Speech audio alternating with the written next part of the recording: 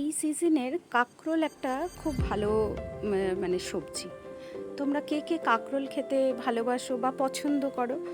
আমার বাড়িতে যেমন আমার ছেলে ভীষণ পছন্দ করে কাঁকরোল খেতে। ছোটোর থেকেই দেখতাম ওকে কাঁকরোল ভেজে দিলে খুব ভালো খেত। আবার কাঁকরোলের মানে যে কোনো রেসিপি আমি করি না কেন ও দেখি খুব ভালো খায় আর কি।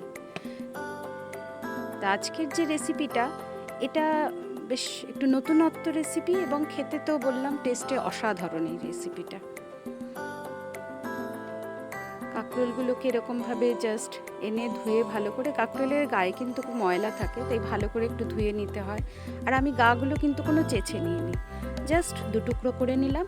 এবার এটাকে একটু নুন গরম জলে ভাপিয়ে নিচ্ছি। কাঁকরোলের আসলে যে মেন খোলটা, বডিটা আর কি, সেটা কিন্তু একটু শক্ত টাইপের হয়, তাই এই ভাপিয়ে নেওয়ার এই স্টেপিংটা দরকার। খুব অল্প সময়ের জন্য জাস্ট একটু ভাপিয়ে নিয়ে এবার একটু জল ঝরাতে দিচ্ছি।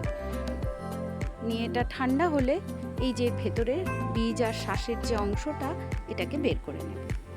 দিয়ে এই যে ক্যাভিটিটা তৈরি হলো, এইখানেই আমি পুর ভরে এটাকে রান্নাটা করব।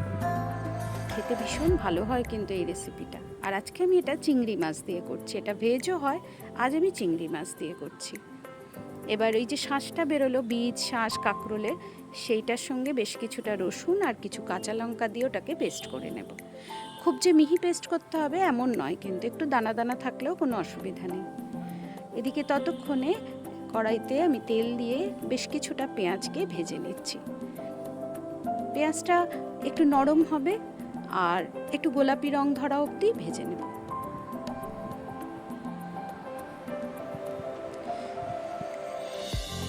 এবার পেঁয়াজটা যেরকম ভাজা ভাজা হয়ে এসছে, এবার ওই যে বীজ রসুন আর কাঁচা লঙ্কা দিয়ে যে বেটে রেখেছিলাম সেটাকে অ্যাড করে দিলাম। এটাকেও এবার একটু ভাজা ভাজা করতে হবে।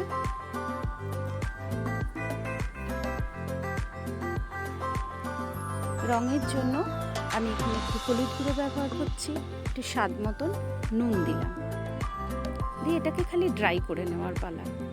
আর আমি আজকে যে এটা চিংড়ি মাছ ব্যবহার করছি, তার মধ্যে কিছুটা চিংড়ি আমি এরকম গোটা দিলাম আর কিছুটা আমি বেটে ব্যবহার করব। এই দুরকমভাবে দেওয়ার কারণ হলো, যেটা গোটা দিলাম খাওয়ার সময় বেশ মুখে পড়বে, ভাল লাগবে।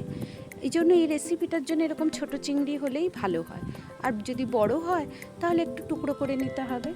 আর এই যে কিছুটা বেটে ব্যবহার করলাম, বেটেটা বেশ পুরো মানে বীজ বাটা এই সবের সঙ্গে মিশে ভীষণ সুন্দর খেতে হয়, পুরো পুরটার স্বাদটাই বেশ দারুণ লাগে।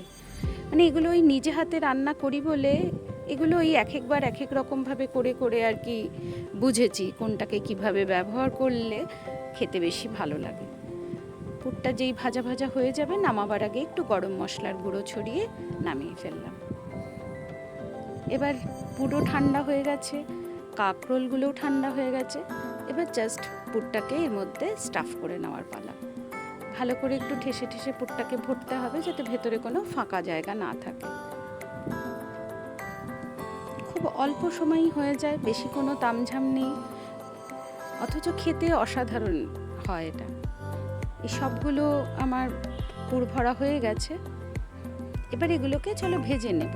আমি ডিমের গোলায় চুবিয়ে ভাজবো, তাই আমি দুটো ডিমকে ফেটিয়ে নিলাম। ওই কটা কাঁকরোলের জন্য দুটো ডিমই হয়ে যাবে আশা করি। এই যে ডিমের গোলায় চুবিয়ে এবার এরকমভাবে দু পিঠকে ভেজে নেব। এটা তো মানে অ্যাজ এ স্টার্টার হিসাবেও, যেমন চা কফির সাথেও সার্ভ করতে পারা যায়, সেটাতেও খেতে খুব ভালো লাগে। আবার ডাল ভাতের সঙ্গেও কিন্তু এটা দারুণ যায়।